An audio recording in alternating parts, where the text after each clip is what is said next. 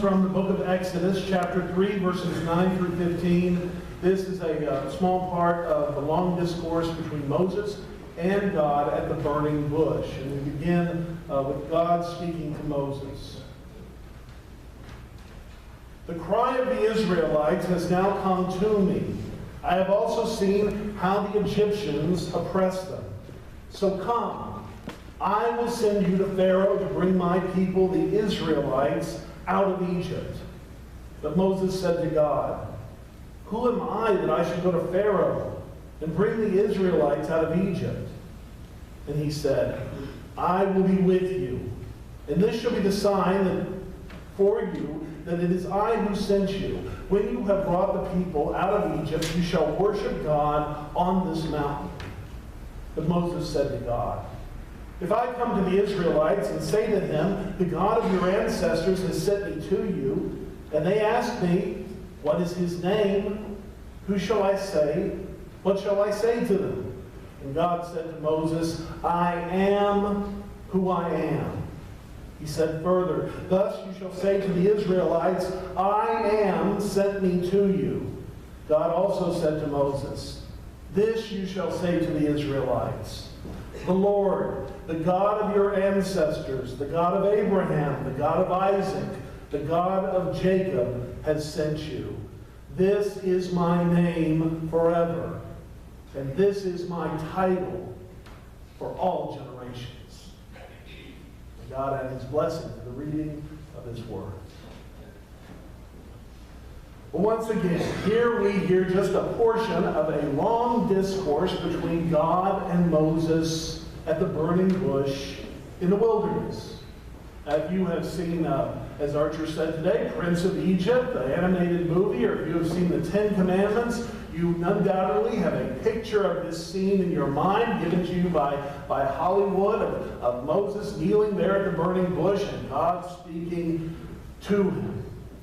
God calling him to leadership. He was recruiting Moses on that day to be the one, to be the leader who would lead the people out of Egypt. Well, tonight we have a bit of a burning bush situation, not as dramatic and not as big, but we certainly have a call to leadership going on tonight at our chili cook-off with our congregational dinner when we will elect Dennis Wissing as our board chair for 2014 and Pete Bradley as our chair-elect. We are blessed that these men have stepped forward to lead us in this coming year, and they will be facing lots of work and lots of good challenges, and will be needing our thoughts and prayers and encouragement as they go forward in tackling this leadership challenge in the months to come. Now, blessedly, Dennis has not had to start from square one in leading the congregation as board chair. For Roger Adams spent many months of last year before his untimely death recruiting, doing one of the most important jobs of the board chair and one of the most challenging jobs, and that is recruiting the leaders of our different ministries.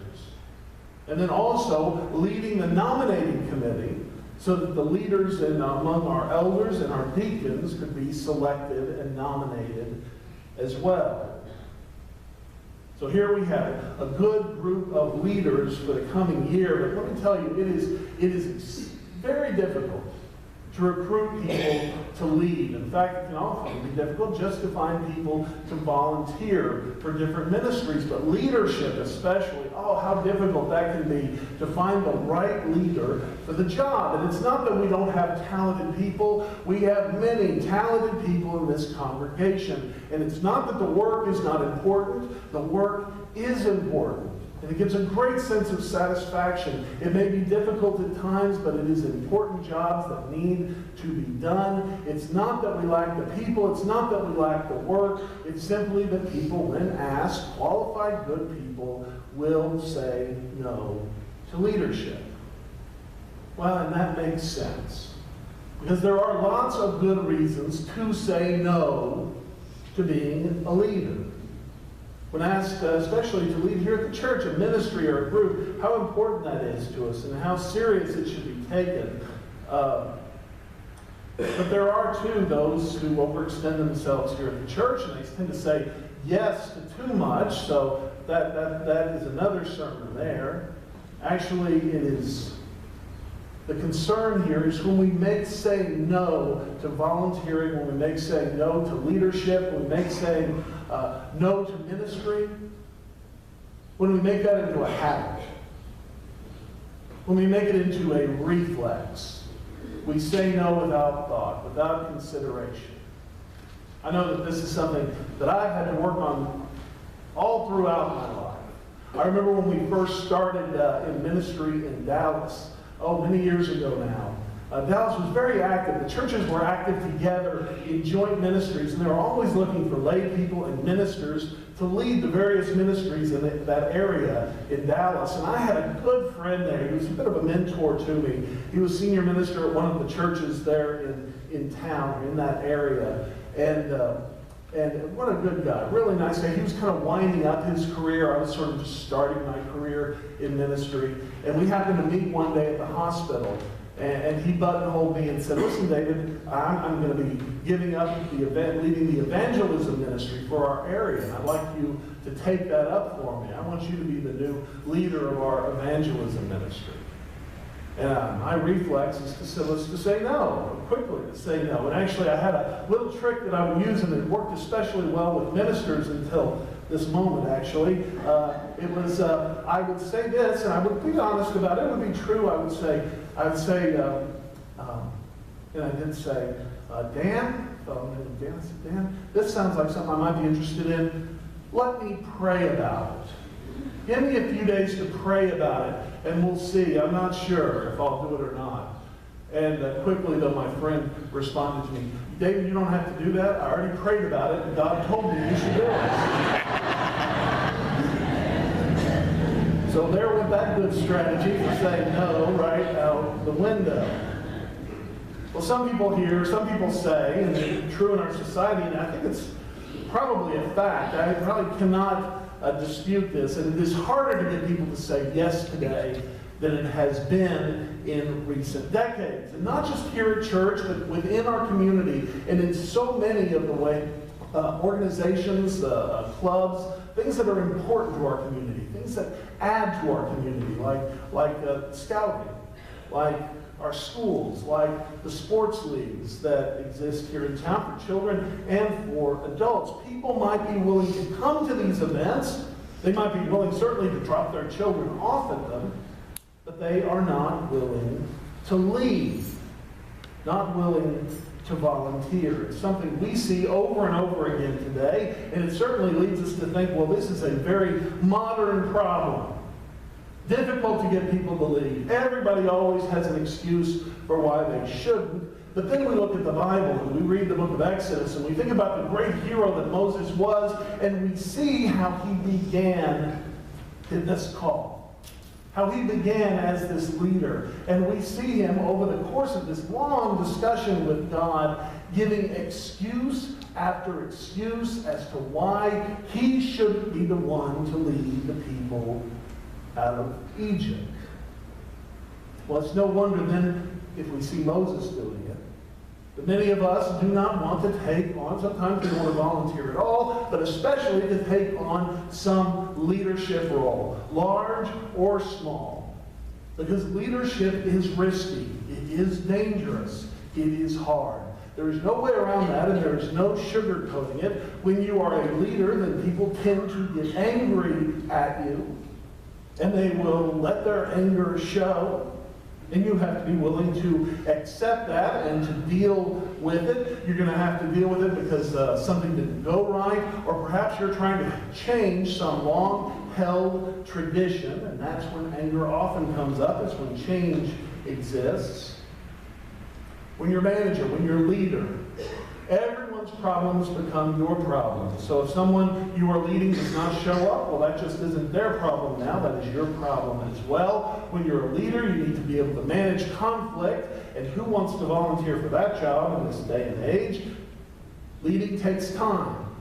Leading takes effort. It is hard. It is difficult. Perhaps that's one reason it can be so satisfying and gratifying when it is done well. Moses knew this.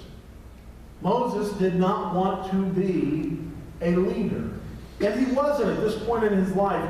He knew how nice it was to be able to sit back. You see, he wasn't leading anything at this point. He was a part of Jethro's house. Jethro, his father-in-law. And in fact, they make a point of saying here at the beginning of the story of the burning bush, it's not even his flock he's leading at this point. Moses is leading Jethro's flock up into the mountains to be fed. Moses knew how nice it was to be able to sit back, let somebody else make the decisions. Let somebody else do the hard work of leading, and I can do the simple work of simply doing what I'm told. Perhaps this is why Moses showed such resistance to it. Resistance to being a leader. In fact, 4 times during this conversation, and you don't see this in the Ten Commandments, and you don't see it in Prince of Egypt. Whenever Hollywood tells this story, they have to shorten this part of the story because we would have a hard time believing it or relating to it, because here is a long conversation where Moses is speaking to God. God is speaking through a burning bush, and Moses continually is finding excuses why he shouldn't lead. 4 times in this conversation, Moses brings up some reason, some problem for having him lead. Right off, his first thing that we hear him say to God, after God tells him what is going to happen, tells him the ministry he has been called to, and the leadership he has been called to, Moses says simply, "Who am I to do this?" Moses is giving actually one of the most popular, but also the least acceptable excuses to refuse a call to lead. And that is, he didn't believe himself to be a leader. He didn't think he had those leadership qualities that would enable him to do this job successfully. And I know many of us feel that way as well. We doubt our own abilities. That is human nature. Boy, to doubt ourselves, to doubt what we can do. And we think about, gosh, what is an ideal leader? What is an effective leader? And we think about that ideal that exists in our head, and we say, well, I don't have the commanding presence. I'm not able to speak in public. I'm not comfortable with people. I'm not good at persuading people. I can't inspire them. I'm not creative enough.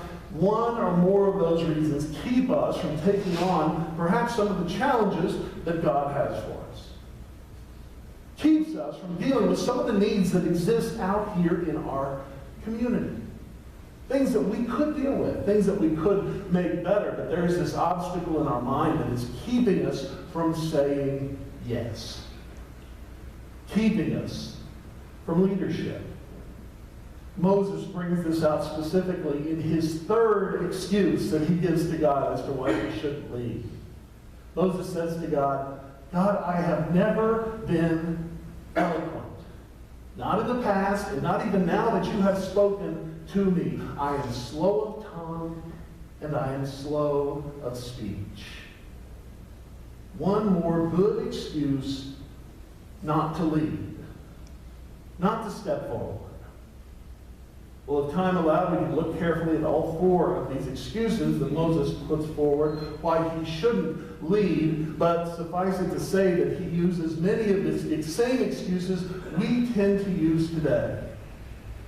Both when we are asked and also in our mind, when we see something we could do, when we hear that faint call of God in our hearts, calling us to serve, calling us to do something for this need that exists. Moses gave the same kind of excuses we tend to give, and so we can understand Moses. I think that's one of the reasons this is such a great part of Moses' story.